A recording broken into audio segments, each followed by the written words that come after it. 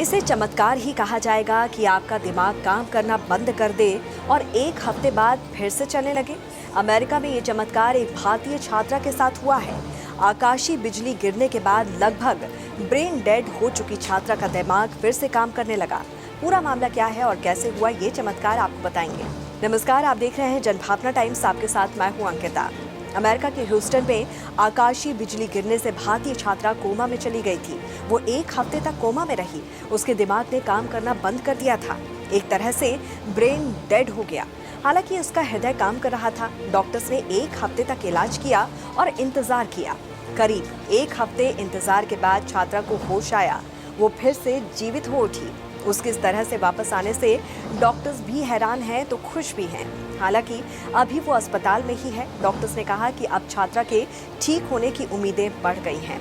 Houston university में सूचना प्रौद्योगिकी की पढ़ाई कर रही छात्रा ससरुनिया कोजू 2 जुलाई को अपने दोस्तों के साथ सैन सांसिटो स्मारक पार्क में तालाब के किनारे घूमने गई थी। तभी अचानक बिजली गिरी और छात्रा उसकी चपेट में आ गई।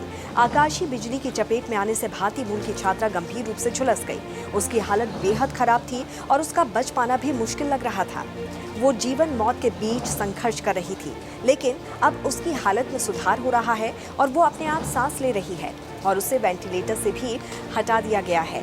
उनकी हालत पर नजर रख रहे डॉक्टर्स ने कहा है कि वेंटिलेटर के बिना भी उनकी तबीयत ठीक है और अगर उनकी रिकवरी जारी रही तो उन्हें वेंटिलेटर की जरूरत ही नहीं पड़ेगी। आपको यहाँ ये भी बता दें कि अमेरिका में ह्यूस्टन विश्वविद्यालय से कोडरू की सूचना प्रौद्योगिकी की पढ़ाई पूरी भी हो चुकी है। वो अमेरिका में इंटर्नशिप प्रोजेक्ट के लिए कोशिश कर रही थी और इसी बीच वो आकाशीय बिजली की शिकार हो गई।